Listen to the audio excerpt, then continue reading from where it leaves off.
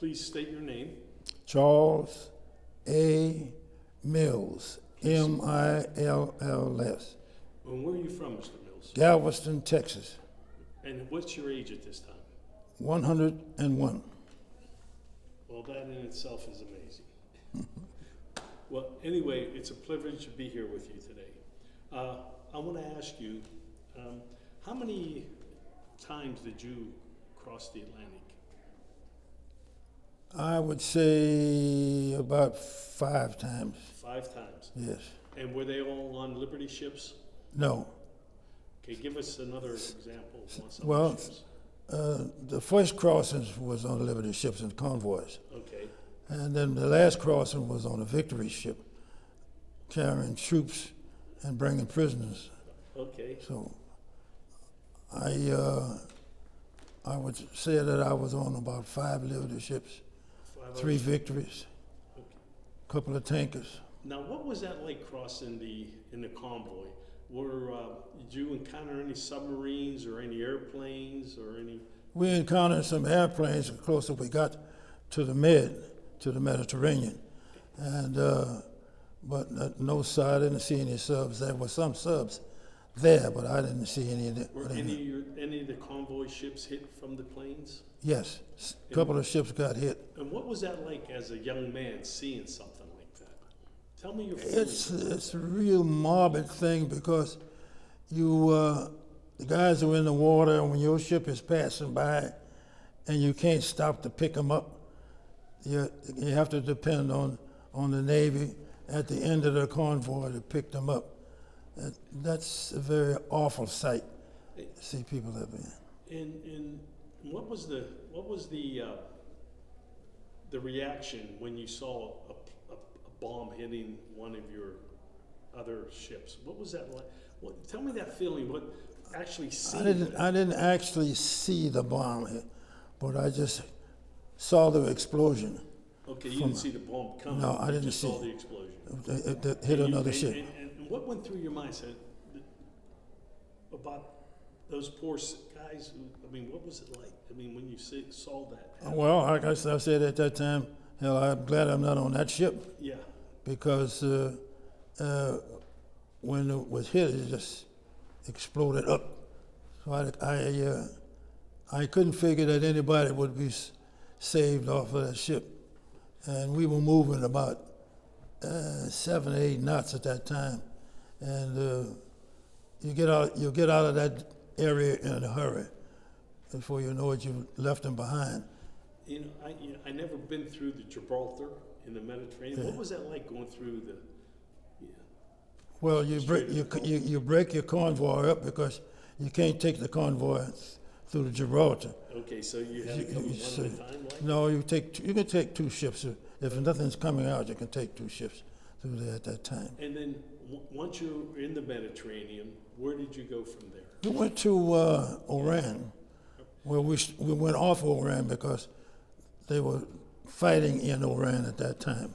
Okay, and what kind of supplies were you giving to the men at that time? At that time, we were carrying an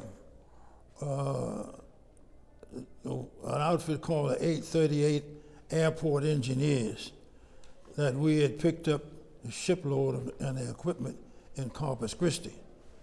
And we took it to Oran so they could build the airport. Well, they could, I guess, extend the airport. But that was their job. The 838 Airport Engineers, that they build, repair airports. So we had a shipload of them and their equipment. Okay, and let me ask you this: did you go through the Suez Canal? No, not to get it into Gibraltar. You don't go through the Suez. No, to get into Iran. How'd you get into Iran? We went to Iran through Gibraltar. Okay, So, through Gibraltar. Yeah. And then you went just straight ahead through. And then where did you stop your ship? In Iran? no, we stopped in an anchorage some distance from Oran because the fighting was going on. Okay, so in other words, the trucks came in, picked up the stuff, and hauled it. No. Barges came in. Barges They brought barges out, and the barges, they loaded into the barges, and the barges took the cargo in. Oh, I'll be darned. Yeah. Okay. Now, did you bring back prisoners? Not at that time, no. on that was one of the first trips we made. And What the was first- that like having prisoners of war on your ship? It was real comical to some extent because they were all so happy. Are you kidding? They were happy that they were captured because they were Italian prisoners, and those who could speak English were saying how happy they were that they were captured. They could get a decent meal Oh my goodness. because there was a shortage of food at that time in the Italian army. Some of them said the Germans were taking all the food. Holy heck. So now, the very first time you got on a Liberty ship as a young merchant mariner, what was it like? What was it like the very first time, you know? Well, the that you very got first above? time it was a very happy thing because I had been sailing on all those old ships that was built during the First World War, Okay. and they didn't have the accommodations that the Liberty ship had. So when we went from those old ships to the Liberty ships, you went high class. Going We from- thought. From a Chevy to a Cadillac. Absolutely, that was it, because you had 3 men to a room where the watches were on deck the engine. You had the sanitary conditions were better, and you had a brand new ship. Now, what was your job on the ship? Well, the first ship I was on was AB. Explain that to us. Well, I'm an AB is an able-bodied seaman. He has to pass the Coast Guard examination to know how to handle the lifeboats. He has to know how to handle the equipment on deck. He's responsible for maintenance of the deck department and under the direction of the chief officer and the bosun. And the second, do you have any other jobs on any other ships? Or you were always able-bodied? No. I thought at one time that I wanted to be a professional ordinary seaman. Okay, That's an entry rating. okay.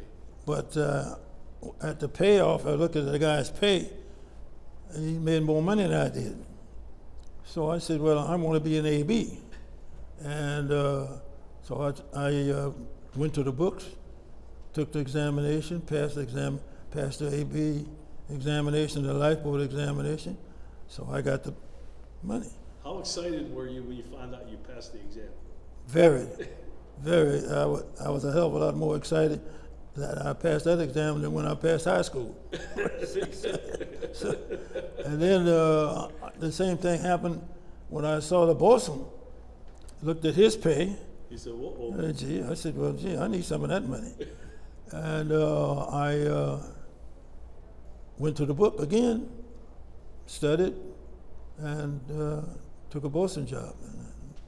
And that's, I so see. you were moving up the ranks. Moved up the ranks because the money was higher. Yeah. The Now, let money me was ask you higher. this. When you first were a merchant mariner, did you have to go to a union shop to get your ship? What happened was, I had a relative who was a seaman, Okay. and I was in high school. So I had several jobs, but I'd heard that I could make a little more money if I got a job on a ship. But I didn't want to leave school. So I asked him, do you think they would give me an opportunity to work part-time on the ship and continue the school? He said, I don't know. Let me ask the union and the ship. At that time, it was the ISU. It's now SIU. So he went to the company and the union, and they told him yes. They said, I don't know exact words that they used, but I guess they said, yeah, we'll help the kid. So I went to school and worked part-time on the ship. And when I wasn't working on the ship, I worked in the loft where they make slings and Okay. get stuff prepared for the deck department. So you had a part-time job first. Yes. And then after you graduated from high school, then what was next? Well, I said, well, I'll stay out here study and make some money to go to college. And then the war came along. And how did you feel about, after the war was over, how you were treated as a merchant mariner? Well, all along during the war, I realized, and a lot of us realized it, that we were treated as second-class citizens. And that wasn't a racial thing. That was just a seaman thing. Yeah. We felt then that we were being used. But our duty was to support our country. And that was the first thing in our mind. The troops had to be supplied, and anything else was secondary. Yeah. So my hat's off to you guys. So anything else that was secondary, and we figured that we would take that up after the war. And now, when you left, the war was over again, and what did you do after the war? Did you stay with the ships? After the war, I continued in the ships until 1946. Okay. And then I decided I would run for a job as a union rep. And I got elected as a union rep to cover the Gulf Coast. But instead, yeah, the title was field patrolman. Okay. That means I was supposed to work the Gulf Coast area. But instead of keeping me in the Gulf, they sent me to New York, and I went to the Contract Enforcement Department, where I negotiated contracts with the companies. Now, how did you feel that you were still not a veteran of World War II? Well, after all the things that went along during the war and the things that we were called during the war, because everywhere you went, you couldn't go, you were civilians.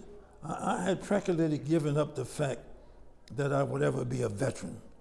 And I was surprised when our guys decided that they were going to sue the government, and then even more surprised when they won.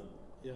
That I figured somewhere down the line that we were as much entitled to be veterans as anybody else. You certainly were. Because we were getting killed, burned, and everything else, worse than the guy that had the boots on the ground. Yes. And then the ironic thing about it was another case of the United States government treating us like non-citizens. They gave death benefits to the military, $10,000. Correct. They gave $5,000 to the maritime. So I often wondered, was my life worth less than the guy who had boots on the ground, than the guy who was manning the ships? Apparently, yes. And my feeling is if the boots on the ground wouldn't be able to eat or fight without you guys bringing the supplies. That's right. We had a supply. And no Army, Navy, Coast Guard, or Marine Corps can move without the United States Merchant Marine. That is correct. Because we are the suppliers. You're the backbone. You can't fight a war without supplies. Now, when were you ever drafted after? Yes. No, not after. I was drafted during the war. I returned from a one-year trip. I was gone a whole year, and it's a real comical trip. That was. If you want to hear it, I'll tell you. Go right ahead. The first ship that was built in the shipyard in Houston, Texas, I was on that ship. I caught that ship. We loaded for India. A sister ship that was built at the same time was loaded for the Persian Gulf. We went to the Persian Gulf, and the other ship went to India.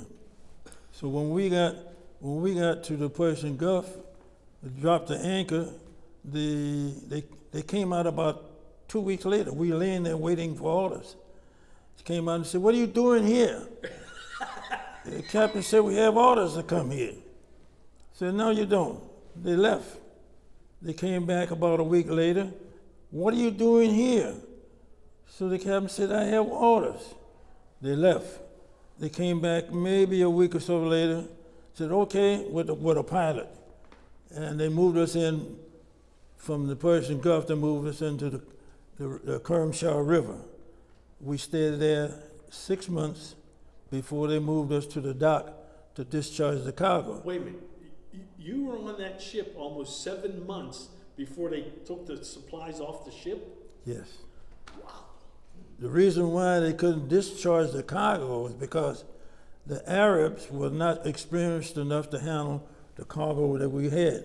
So they had to go to India. They went to India and they brought longshoremen from India who had the experience to discharge that cargo that was supposed to go to Russia.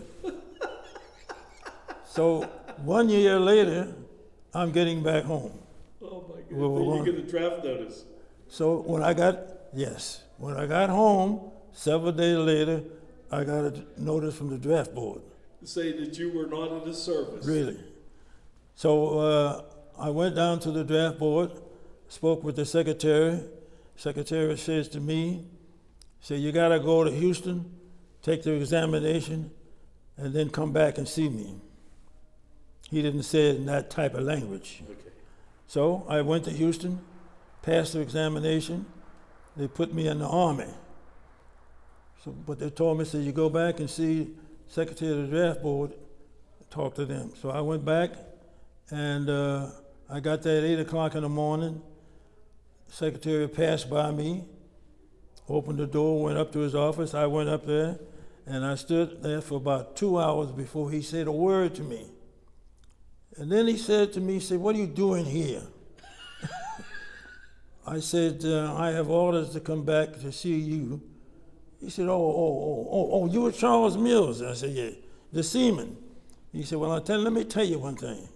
If you don't get your blinkety-blang-blang back on a ship, I'm going to put your blinkety-blang-blang in the Army.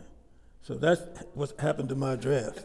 So you were back on the... I was back you were on a the... salty soul. man. Really? Yeah, That's it. You like the salt. So I went back to sea. I'll be darned.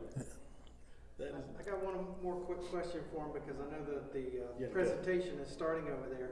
But I just wanted to ask, when you were talking about being a second-class citizen and all that kind of stuff, how does it feel this week, today, to be honored with the Congressional Gold Medal, to finally, be able to celebrate that and say, hey, I really am a veteran? I feel elated, and I feel it's something that we earned. They didn't give it to us, we earned it. And that's my belief. Very good. That's perfect. Okay? Thank you so much, Mr. You're Rowe. welcome. That was a good interview.